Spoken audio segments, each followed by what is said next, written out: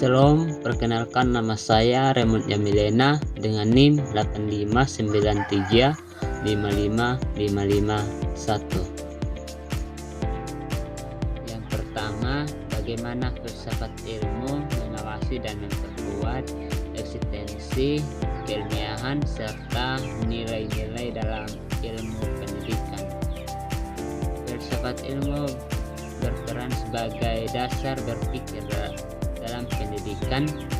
Filsafat ilmu membantu pendidikan agar tetap berjalan secara ilmiah, terarah, dan memiliki nilai yang bermanfaat bagi manusia.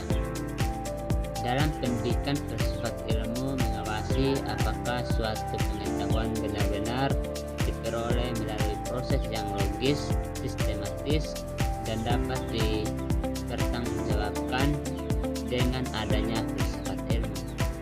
Pendidikan tidak hanya sekedar menyampaikan materi, tetapi juga memastikan bahwa ilmu yang diajarkan memiliki dasar kebenaran.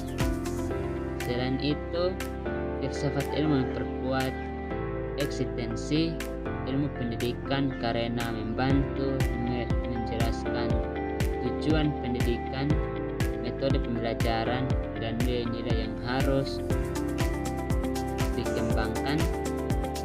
Pendidikan bukan hanya memastikan siswa yang pintar secara akademik, tetapi juga membantu karakter, moral, dan sikap sosial.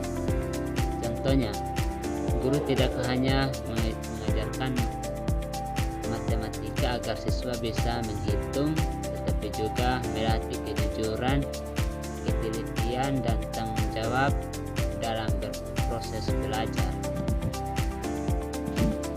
Dan yang kedua, bagaimana pendidikan yang bermakna dan bernilai turut memperkuat perkembangan filsafat ilmu.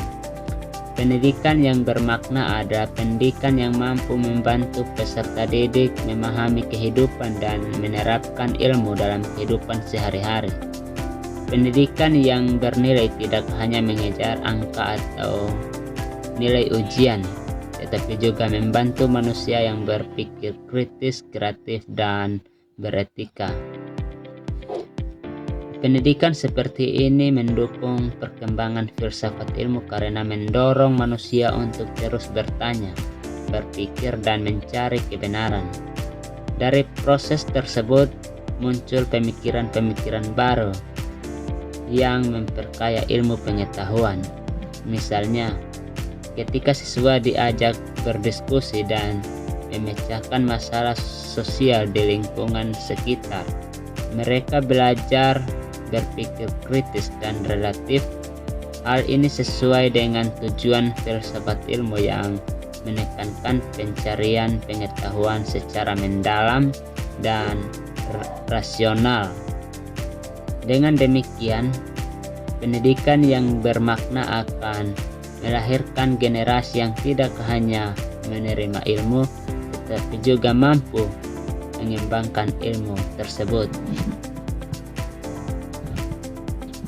Dan yang ketiga, bagaimana filsafat ilmu disebut sebagai pisau analisis dalam membeda persoalan pendidikan. Filsafat ilmu disebut sebagai pisau analisis karena membantu manusia menganalisis masalah pendidikan secara mendalam melalui 3 kajian utama, yaitu ontologi, epistemologi, dan aksiologi. Ontologi. Ontologi membahas tentang hakikat atau apa yang dikaji. Dalam pendidikan, ontologi membantu menjawab pertanyaan. Yang pertama, apa sebenarnya pendidikan itu? Dan yang kedua, apa tujuan pendidikan? Ketiga, siapa peserta didik? Contohnya, peserta didik dipandang bukan hanya sebagai penerima materi, tetapi sebagai individu yang memiliki potensi dan karakter yang berbeda. Epistemologi. Epistemologi membahas tentang cara memperoleh pengetahuan dalam pendidikan.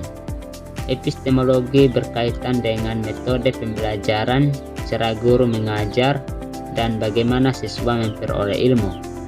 Contohnya, Guru menggunakan diskusi, praktik, dan observasi agar siswa memahami materi secara aktif, bukan hanya menghafal.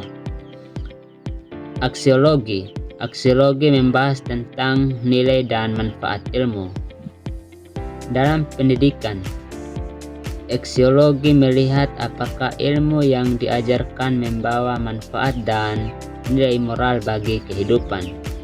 Contohnya, penggunaan teknologi dalam pembelajaran harus diarahkan untuk hal positif dan tidak disalahgunakan, karena mampu menganalisis pendidikan dari berbagai sisi tersebut. Filsafat ilmu menjadi alat penting dalam menyelesaikan persoalan pendidikan. 4. Contoh konkret penerapan filsafat ilmu dalam praktik pendidikan. A. Dalam kajian pendidikan, pemerintah membantu kurikulum yang tidak hanya fokus pada akademik tetapi juga penguatan karakter dan keterampilan. Hal ini menunjukkan adanya nilai aksiologi dalam pendidikan. B. Dalam kurikulum merdeka memberikan kebebasan kepada siswa untuk lebih aktif dan kreatif dalam belajar. Ini menunjukkan penerapan epistemologi karena menekankan proses memperoleh pengetahuan secara mandiri. C. Dalam proses pembelajaran, guru menggunakan metode diskusi kelompok dan belajar berbasis proyek agar siswa dapat berpikir kritis dan memecahkan masalah nyata. Contohnya, siswa diminta membuat proyek tentang kebersihan lingkungan sekolah. Dari kegiatan tersebut, siswa belajar ilmu pengetahuan sekaligus nilai tanggung jawab dan kerja sama.